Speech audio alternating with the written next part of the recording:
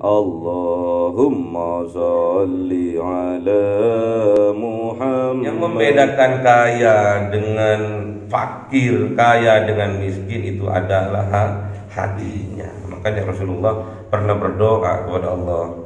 Dicontohkan oleh Rasulullah berdoa kepada Allah, Allahumma ahyini miskinan wa amitni miskinan wahsurni fi zumratil masakin. Ya Allah, hidupkan saya dalam keadaan miskin, matikan saya dalam keadaan miskin, dan besok di yaumil qiyamah di dalam surganya Engkau ya Allah kumpulkan aku dengan golongan orang-orang yang miskin.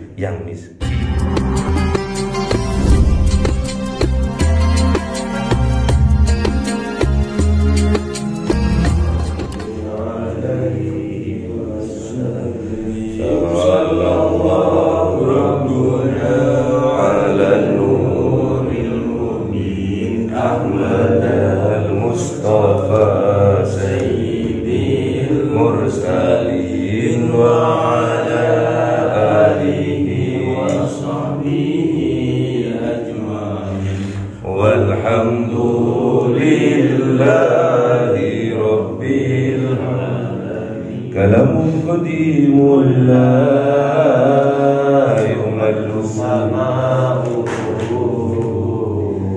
tanazzaha an qawli wa fi'li wa niyati bihi astaghfi min kulli da'in wa nuruhu dalilul liqalbi 'inda jami'irati fa ya rabbi mati'ani bisirri qulufihi wa nawwir bi sam'i wa qalbi wa mumlati wa habli bihi fathan wa ilman wa hikmatan wa anis bihi ya rabbi fil qawli wa syati wa salli wa sallim kulla yawmin wa laylatin ala nabiyir rahman yaqbalu taubati wa ali wa ashabi kiramin a'immatin bihim yaghfirul ghaffar nudammi wa zallati. A'udzubillahi minasyaitonir rajim. Bismillahirrahmanirrahim. Suratul Baqarah 271.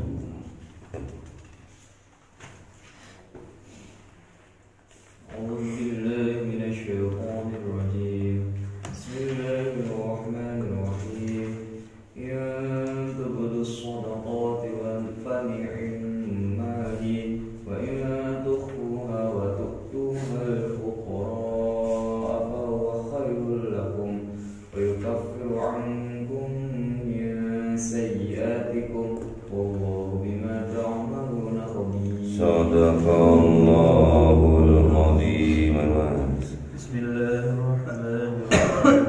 Laisa 'alaika hudahum walakinna Allaha yahdi man yasha' wa ma tunfiqu min khairin falyanfusikum wa ma tunfiquna illa ibtigha'a wajhillah wa ma tunfiqu min khairin yuwaffa ilaykum wa antum la tudlamun. Sadaqallahul azim. Bismillahirrahmanirrahim. Suaranya habis. Diskon dulu. Bismillahirrahmanirrahim. In tubtus sadaqati, sungguh jikalau kita menampakkan melahirkan, mendahirkan wasodaqati, atas sedekah kita, fani'immahi, maka itu baik. Wa in tuhfuha, dan jikalau menyembunyikan kita terhadap sedekah itu, wa tu'tuhal fuqara, contohnya diberikan kepada para fakir miskin, fahuwa khairul lakum, maka itu jauh lebih baik bagi kalian. Ini yang dibuat landasan atas sedekah terang-terangan, atas sedekah sirri, bukan nikah sirri, tapi sedekah sirri. Kapan sedekah terang-terangan ini baik dilakukan? Kapan saja, asalkan kita bisa menjaga hati kita. Kapan kita melakukan sedekah sir dengan sembunyi-bunyi? Kapan saja, asal kita harus bisa menjaga hati kita. Ukurannya adalah hati, ukurannya adalah keikhlasan, tidak ada lain, hanya mengharap ridho dari Allah. Baik, sedekah itu baik. Namun di sini dikhususkan adalah sedekah tentang harta kita. Sedekah selain harta boleh. Apa contohnya? Berbuat kebaikan. Kullu ma'rufin sadaqatin. Setiap kebaikan yang kita lakukan itulah sedekah. Senyum, sedekah kalau ada temannya. Kalau senyum sendirian gila ya. Senyum tak apa-apa. Tasbih sedekah, tahmid sedekah. Untuk siapa? Untuk diri kita sendiri. Ngeloni bojo sedekah. Yang punya bojo, sampai nggak punya bojo, ngeloni bojone wong dosa.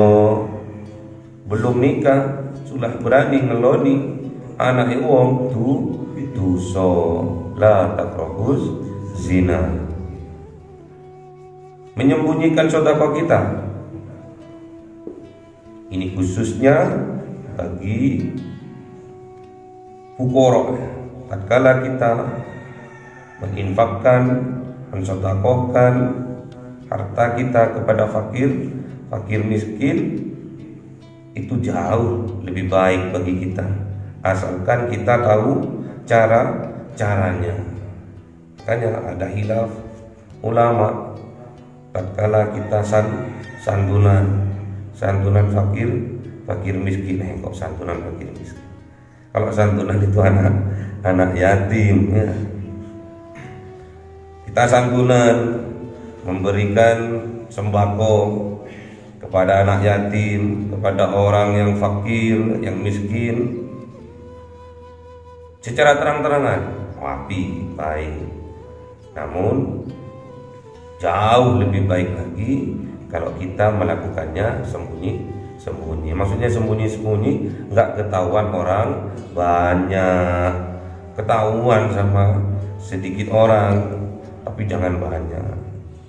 Contohnya kita kala dipajang-pajang santunan fakir miskin, santunan anak yatim, duafa dipajang. Karena ada seorang ibu yang mempunyai anak yatim itu curhat. Tatkala dapat undangan santunan senang pun. Senangnya bukan main. Alhamdulillah ada rezeki dari Allah. Namun tatkala anaknya dipanggil, tatkala anaknya naik ke panggung atau menuju ke depan untuk diberikan santunannya, itu kadang hatinya nelongso, membuka luka lama. Seandainya bujuku masih hidup, gak akan anakku seperti ini. Itu ya. sampean harus bisa merasakan terhadap orang yang kita akan santuni itu. Makanya jangan ikuti sedekah kita itu dengan mengungkit-ungkitnya, dengan menyakiti si penerimanya. Makanya khilaf ulama itu lebih baik kalau mau memberikan santunan, mau memberikan bantuan kepada anak yatim, fakir miskin, langsung antarkan ke rumahnya, nggak usah diworo-woro. Paham ya? Wa yukaffiru ankum, dan Allah akan melebur ankum atas kalian min sayyiatikum, dari dosa-dosa kalian. Ada min. Di sini ada min. Jadi nggak semua dosa oleh Allah diampuni. Tergantung konteks, bukan konteks penelitian ya. Jadi haknya yang ada di alam dunia ini ada dua. Yang pertama adalah haknya Allah. Yang kedua haknya sesama manusia, hakullah dan hakul adami. Apa contohnya? Kalau hakullah, kita bermaksiat, melihat cewek cantik, gemuk yang bukan muhrimnya, kita bertaubat, langsung minta ampun kepada Allah, langsung diampuni oleh Allah. Namun apabila itu ada kaitannya dengan sesama manusia, belum diampuni sebelum orang yang kita sakiti, kita salahi itu memberi maaf buat kita. Contohnya, sampean punya dosa sama temannya, menyakiti hati temannya, terus sampean minta ampun kepada Allah, ampuni dosa saya karena saya telah menyakiti teman saya. Enggak bisa. Kata Allah dijawab, nehi ya. Enggak iso enggak iso. Awakmu harus jaluk sepuro dhisik nang koncomu, baru aku akan ngapura. Sama juga dalam urusan hutang piutang, gak akan dianggap lunas kalau sampean itu nggak bayar. Enak sampean, hutangnya itu lunas, lu kok iso lunas? Mati kemarin orangnya yang punya utang piro? Gak banyak, cuma 1.000. Terus nggak tahu dianggap lunas atau tidak sama yang ngasih utang. Ternyata nggak dianggap lunas. 1.000 loh mas, 1.000 rupiah ya, buat beli makaroni loh. Utang buat beli makaroni nggak bayar. Terus yang ngutangi nggak ikhlas, sampai yaumul kiamah bisa membuat orang yang punya utang tadi menjadi orang yang bangkrut. Karena nanti di yaumil kiamah itu, di mizannya Allah itu nggak ada besok uang rupiah, nggak ada dolar, nggak ada real, nggak ada ringgit, nggak ada. Untuk melunasi hutang-hutangnya diambilkan dari amal kebajikannya untuk diberikan kepada yang punya hutang. Kalau sudah nggak ada amal kebajikannya, entek wis, karena hutangnya banyak orang. Ke sana hutang, ke timur hutang, ke barat hutang, selatan hutang, utara hutang, entek.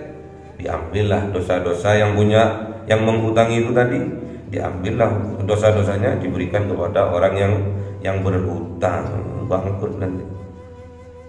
Jangan sepelekan, walaupun itu hanya hutang 1.000 rupiah, karena itu ada akadnya. Lain halnya kalau sampean bilang ke temannya, mas, tak pakai disik ya, tak ambil disik ya. Apa contohnya? Sarimi. Mas, tak pakai disik ya sarimi nih. Oh iya, pakai disik itu jaluk atau utang itu nggak jelas. Tapi kebanyakan itu adalah hutang, tapi bahasanya jaluk. Mas, tak pakai disik yo sarimi nih, iya, tapi nggak diganti-ganti, sampai lali sampai besok di akhirat akan dimintai pertanggungjawabannya. Bangkrut kan nanti.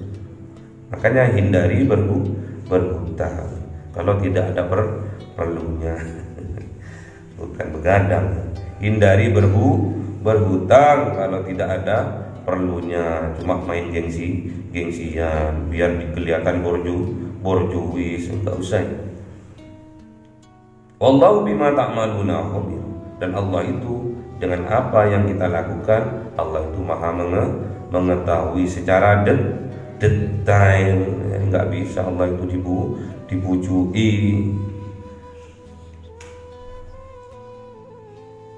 Jadi apapun yang kita lakukan, yang kita niatkan, semua Allah itu tahu. Makanya sampean itu mending beramal dengan ikhlas. Mending beramal sedikit tapi ikhlas ketimbang beramal banyak tapi enggak ikhlas. Sekarang ada pembangunan masjid. Pak, ayo berinfak untuk pembangunan masjid. Kasih 500 rupiah. Ikhlas saya Pak. 1000. Ikhlas pol. Ya iya. 500 masa enggak ikhlas? Belikan makaroni aja enggak cukup. Terus piye Pak? Enggak popo katanya kita ya ini. Enggak popo wakil enggak ikhlas, enggak popo ndang mari masjid. Banyak ikhlas itu akan membawa keberkahan.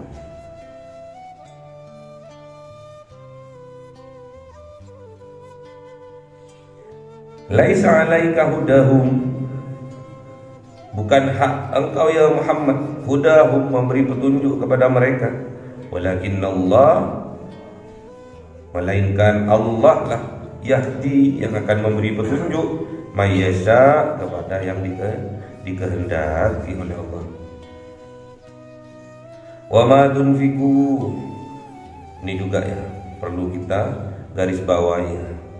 Tatkala kita berdakwah, tatkala kita ceramah, tatkala kita memberi saran, tatkala kita memberi masukan kepada teman, kepada tetangga, kepada masyarakat, dan masyarakat itu melakukan apa yang kita sarankan, jangan sekali-sekali kita mengaku-ngaku itu petunjuk dari kita. Siapa lu ya? Ngaku-ngaku kalau enggak gara-gara aku, dia enggak akan masuk Islam. Kalau enggak gara-gara aku, dia enggak akan tobat dari bajingan. Kalau enggak gara-gara aku, siapa kue ya? Jadi jangan sekali-sekali kita menghai apa yang dimiliki oleh Allah. Kalau masalah petunjuk itu hak prerogatif Allah. Tugas kita hanya menyampaikan. Tugasnya Rasul, tugasnya Nabi hanya menyampaikan. Tugasnya ulama sebagai pewaris dari para nabi hanya menyampaikan. Urusan hudan itu adalah Allah. Haknya Allah. Wa ma tunfiqu, dan apa tunfiqu yang kalian infakkan, min khairin itu termasuk dari yang baik-baik, fali anfusikum, maka itu semua akan kembali kepada diri kalian sendiri. Kita berinfak, bersedekah, baik itu secara amalia, baik itu secara mal, harta yang baik, yang terbaik, bahkan itu semua akan kembali kepada diri kita sendiri. Kebaikannya, keberkahannya akan kembali kepada yang berinfak. In ahsantum li anfusikum wa in ahsatum fala. Kalau kebaikan yang kalian lakukan itu akan kembali kepada kalian sendiri. Sebaliknya juga apabila itu kejelekan yang kita lakukan, maka kejelekan itu akan kembali kepada kita sendiri. Wa ma tunfiquna, dan janganlah kalian berinfak illa ibtigha, kecuali kalian itu berharap wajhillah, memandang wajahnya Allah. Maknanya apa? Kita berinfak harus dengan ikhlas, kita berinfak harus dengan cinta. Kita berinfak hanya mencari ridha Allah. Maknanya apa? Kita berinfak harus dengan senang hati, mengharap ridha dari Allah. Lakukan infak itu dengan senang hati, bukan dengan terpaksa. Harus senang hati. Melihat anak yatim senang, kita infak, kita sedekah. Melihat fakir miskin yang ada di sekitar kita, infak, sedekah. Lakukan itu karena mengharap cinta dari Allah. Lakukan itu karena mengharap bisa menatap wajah Allah. Tatkala kita sudah ditakdirkan oleh Allah bisa menatap wajah Allah, luar biasa. Wujuhu yauma idzin nadhirah ila rabbiha nadhirah. Wajahnya orang yang sudah diberi izin oleh Allah, sudah diridhai oleh Allah, wajahnya itu akan terang menderang wajahnya. Kebahagiaannya terpancar di wajahnya. Tatkala apa? Ila rabbiha nadhirah. Tatkala dia bisa menatap wajah Allah. Kapan? Besok. Kalau sampean sudah masuk surga. Itu katanya surga di dunia ada, Pak. Ada. Di akhirat ada lagi. Makna surga di sini adalah kesuksesan. Ya. Kalau sampean sukses dan itu diridhoi oleh Allah, plong hatinya sadar itu, plong dadanya sampean itu, bangga, bahagia, pol. Kalau sampean sukses mendapat ridha dari Allah. Tapi jangan lupa, wa mimma razaqnahum yunfiqun. Harus sebagian harta yang kita miliki harus kita infakkan. Wa ma tunfiqu, dan apa yang kalian infakkan min khairin, dari kebaikan itu, yuwaffa, maka Allah akan mencukupi ilaikum, atas kalian, wa antum la tudlamun, dan atas kalian itu, dan kalian itu la tudlamun, tidak didolimi sedikit pun. Maksudnya apa? Apa yang kita lakukan itu baik, maka Allah akan membalas baik. Apabila yang kita lakukan itu jelek, maka Allah akan membalas jelek. Namun kalau khair, kalau kebaikan yang kita lakukan, Allah akan membalasnya 10 kali lipat. Man jaa bil hasanati falahu asru amthaliha wa man jaa bis sayyiati fala yujza illa mithlaha wa hum la yudhlamun. Sudah dicatat. Man jaa bil hasanati falahu asru amthaliha wa man jaa bis sayyiati fala yujza illa mithlaha wa hum la yudhlamun. Kalau ada seseorang datang dengan satu kebaikan, maka Allah akan membalas 10 kali lipat. Namun kalau kejelekan yang kita lakukan, Allah hanya membalas semisal kejelekan itu, tidak ditambah sama Allah. Kalau kejelekannya satu wa hum la yudhlamun, dan bagi kalian itu tidak didolimi. Allah itu tidak pernah dolim terhadap hamba-hambanya. Namun hamba-hambanya lah yang mendolimi dirinya sendiri.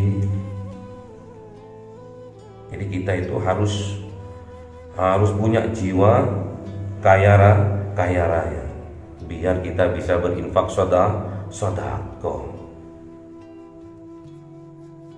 Apalagi kita dimampukan oleh Allah, apalagi kita dikayakan oleh Allah, kita hidup pas-pasan saja. Kalau bisa kita harus berjuang, bisa menginfakkan sebagian harta kita, walaupun titik nggak apa-apa. Nunggu akeh kapan sampean ini? Nunggu nanti Pak, nanti kalau penghasilan saya 20 juta per bulan, kapan penghasilannya sampai 20 juta itu? Nggak menang togel ya. Yang membedakan kaya dengan fakir, kaya dengan miskin itu adalah hatinya. Makanya Rasulullah pernah berdoa kepada Allah. Dicontohkan oleh Rasulullah berdoa kepada Allah, Allahumma ahyini miskinan wa amitni miskinan wahzurni fi zumratil masakin. Ya Allah, hidupkan saya dalam keadaan miskin, matikan saya dalam keadaan miskin, dan besok di yaumil qiyamah di dalam surganya Engkau ya Allah kumpulkan aku dengan golongan orang-orang yang miskin. Makna miskin di sini adalah miskin karep. Miskin di sini maknanya miskin karep. Miskin orang yang sakin sebetulnya. Miskin itu sakinah. Kalau sampean miskin dari karep, sakinah hidupnya sampean. Walaupun hartanya sampean pas-pasan, tapi karep sampean nggak ono. Nggak neko-neko karpe sampean, sakinah hidupnya. Jangan kira miskin itu sengsara, enggak. Kalau masalah kebahagiaan itu sawang sinawang. Kalau di dunia sawang sinawang. Ada orang penampilannya borjuis, mobilnya Alphard, terus sampean lihat, waduh penake wong kaya itu rek. Sampean sebagai Grab tok dilihat sama yang punya Alphard tadi. Grab itu bisa guyang-guyu di lampu merah itu loh, guyang-guyu, dapat orderan itu loh, baru dapat nganter orderan, dapat orderan lagi, seneng deh. Yang punya Alphard belum tentu bisa senyum dia, karena Alphardnya oleh dari utangan ya. Jadi dari Rasulullah telah mencontohkan kepada kita dengan cara berdoa, Allahumma ahyini miskinan wa amitni miskinan wahsyurni fi zumratil masakin. Itu yang dicontohkan. Jadi miskin di sini adalah miskin karep. Semakin sampean karep enggak ono, sampean akan merasa sakinah, akan merasa bahagia sampean itu. Makanya sampean miskin bahagia iso karena sampean nggak ada karep yang neko-neko. Miskin karep neko-neko itu namanya tulul amal. Kaya karep akeh, pantas lah karep akeh, tapi nggak menjamin dia bahagia. Kaya karep didik cuma situ ingin mengharap itu dari Allah, diinfak sedekahkan hartanya, itulah yang dikatakan kaya yang sesungguhnya. Laisal ghina an kasratil ardi walakinnal ghina ghinan nafsi. Allahumma arhamna bil Qur'an waj'alhu lana imama wa nuran wa hudan